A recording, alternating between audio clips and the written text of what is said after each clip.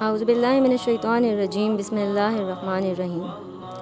ذوالقرنین کے دور میں یاجوج و ماجوج کے حملے بہت شدت اختیار کر چکے تھے۔ حضرت ذوالقرنین نے پہاڑوں کے درمیان اونچی اور مضبوط دیوار تعمیر فرمائی۔ حضرت ذوالقرنین اور دیوار ذوالقرنین کا ذکر قرآن کریم کی سورہ کہف میں موجود ہے۔ جن ذوالقرنین کا قرآن پاک میں ذکر ہے، اس سلسلے میں مفسرین کی مختلف رائے ہے۔ بہت سے مفسرین نے حضرت ذوالقرنین اور ان کی دیوار کے بارے میں اپنی اپنی رائے پیش کی ہے۔ بہت سے پرانے اور مفکر سکندر اعظم کو ہی ذوالقرنین مانتے ہیں، مگر بعض اس سے انکاری ہیں۔ جدید زمانے کے کچھ مفسر اور مفکرین ذوالقرنین کو پرانے وقت کا بادشاہ مانتے ہیں۔ یہ نسبتاً زیادہ معتبر روایت ہے۔ حضرت ذوالقرنین کے بارے میں قرآن میں صراحت ہے کہ وہ ایسے حکمران تھے جن کو اللہ نے اسباب و وسائل کی فراوانی سے نوازا تھا۔ وہ مشرقی اور مغربی ممالک کو فتح کرتے ہوئے ایک ایسی پہاڑی پر پہنچے جس کی دوسری طرف یاجوج ماجوج تھے۔ قرآن کریم کی سورہ کہف میں بحوالہ یاجوج کو حضرت ذوالقرنین کی حالات بیان کرتے ہوئے فرمایا گیا کہ جب وہ اپنی شمالی مہم کے دوران پہاڑوں کے درمیان پہنچا تو وہاں انہیں ایسی قوم ملی جس کی زبان ایسی تھی جس کو اس کی زبان کے بارے میں کچھ سمجھ نہ آتا تھا۔ وہ کیا کہہ رہے ہیں؟ جب ذوالقرنین نے ان کی زبان کے ترجمان کے ذریعے بات چیت کی تو انہوں نے عرض کیا کہ یاجوج ماجوج اس زمین پر فساد پھیلاتے ہیں، لہٰذا ہمارے اور ان کے درمیان ایک دیوار تعمیر کر لی جائے۔ اس طرح حضرت ذوالقرنین نے اس قوم کے فساد کو ختم کرنے کے لیے ایک ایسی دیوار بنائی جو کہ بہت ہی مضبوط اور بہت ہی وسیع تھی۔ جس دیوار کو لوہے اور پگھلے ہوئے تانبے سے تیار کیا گیا تھا۔ جس دیوار کے بننے کے وقتی طور پر یاجوج ماجوج کا فتنہ تو ختم ہو گیا۔ جب یہ دیوار مکمل ہوئی تو حضرت ذوالقرنین نے اللہ تعالیٰ کا شکر ادا کیا کہ اللہ تیرا لاکھ لاکھ شکر ہے، تو نے ان لوگوں سے دوسرے لوگوں کو محفوظ فرمایا۔ حضرت ذوالقرنین نے لوگوں کو یہ بھی آگاہ کر دیا کہ یہ دیوار بہت ہی مضبوط بنی ہے، لیکن اس دنیا میں جو بھی چیز بنائی گئی ہے ایک نہ ایک دن اس کو ختم ہونا ہے۔ جب میرے رب کا حکم ہوگا تو یہ دیوار گر جائے گی۔ یاجوج ماجوج کے بارے میں یہ سوال کیا جاتا ہے کہ یاجوج ماجوج کس نبی کی اولاد ہیں؟ یاجوج ماجوج حضرت نوح علیہ السلام کے تیسرے بیٹے یاسف کی اولاد میں سے ہیں۔ مفسرین کا کہنا ہے کہ یاجوج ماجوج انسانی نسل کے دو بڑے قبیلے گزرے ہیں جو ارد گرد کے لوگوں پر بہت زیادہ ظلم کیا کرتے تھے۔ قرآن مجید کی آیات اور توریت سے یہ معلوم ہوتا ہے کہ یہ لوگ شمالی مشرقی ایشیا میں رہائش پذیر تھے۔ یہ لوگ اپنی طاقت کے ذریعے وہاں کے لوگوں میں فساد برپا کرتے تھے۔ ایشیا کے جنوبی اور مغربی علاقوں میں لوگوں کے خون خرابے کرتے تھے۔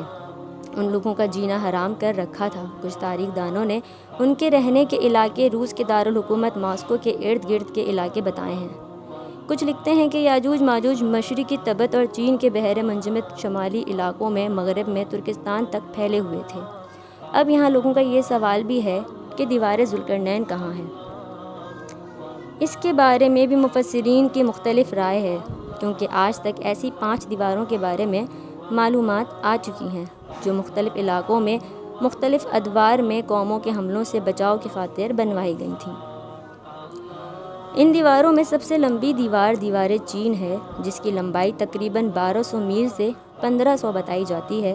یہ دیوار اب تک موجود ہے، لیکن یہ دیوار نہ تو لوہے اور تانبے سے بنائی گئی ہے اور نہ ہی کسی چھوٹے کوہستانی زرے سے بنائی گئی ہے۔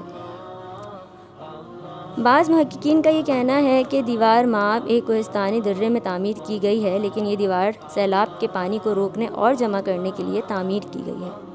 ویسے بھی وہ لوہے اور تانبے سے بنی ہوئی نہیں تھی۔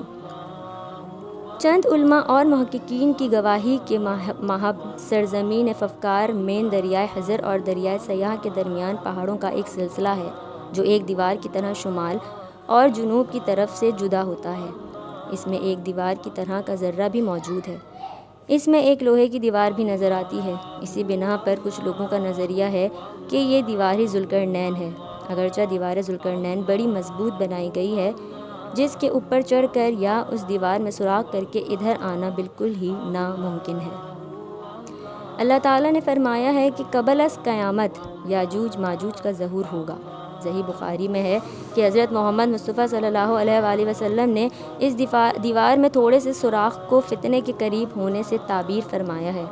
اس حدیث پاک میں یہ بھی ذکر کیا گیا ہے کہ یاجوج ماجوج ہر روز اس دیوار کی کھدائی کرتے ہیں اور پھر کل کے لیے چھوڑ دیتے ہیں، لیکن جب اللہ نے ان کا خروج کرنا ہوگا تو وہ کہیں گے کہ انشاءاللہ اس کو کل کھودیں گے۔ پھر اگلے دن وہ اس دیوار کو کھودنے میں کامیاب ہو جائیں گے اور زمین میں فتنہ اور فساد پھیلائیں گے، یعنی انسانوں تک کو کھانے سے گریز نہیں کریں گے۔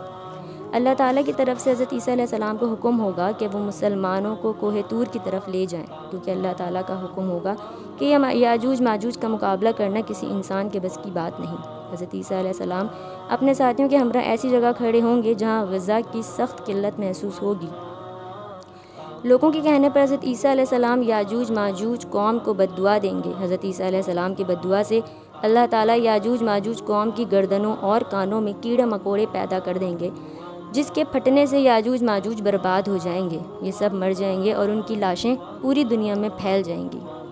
جب حضرت عیسیٰ علیہ السلام اللہ تعالیٰ سے دعا کریں گے تو اللہ تعالیٰ اونٹ کی گردنوں کے برابر پرندے زمین پر اتاریں گے جو ان کی لاشوں کو زمین سے غائب کر دیں گے۔ اس کے بعد اللہ تعالیٰ بارش برسائیں گے جس سے ساری کی ساری زمین پاک اور صاف ہو جائے گی، ہر طرف خوشحالی اور سبزہ ہی سبزہ ہوگا۔ صحیح مسلم کی روایت میں بیان کیا گیا ہے کہ یاجوج ماجوج کا ظہور حضرت عیسیٰ علیہ السلام کے نزول کے بعد ان کی موجودگی میں ہوگا، جس سے ان مفسرین کی تردید ہو جاتی ہے جو کہتے ہیں کہ تاتاریوں کا مسلمانوں پر حملہ یا منگول ترک جنہوں نے چنگیز خان بھی تھا یا روسی اور چینی قومیں، یہی یاجوج ماجوج قومیں ہیں جن کا ظہور ہو چکا ہے۔ مغربی قومیں یہ خیال کرتی ہیں کہ انہی افراد کا پوری دنیا میں عروج ہوگا، لیکن یہ سب باتیں غلط ہیں، کیونکہ یاجوج ماجوج کے غلبے سے سیاسی غلبہ مراد نہیں ہے، بلکہ وہ قتل و غارت، خون خرابہ اور فساد ڈالنے والا غلبہ پھیلائیں گے۔ لہٰذا یہ کہنا کہ یاجوج ماجوج کی آمد ہو چکی ہے، یہ سب سراسر جھوٹ ہے۔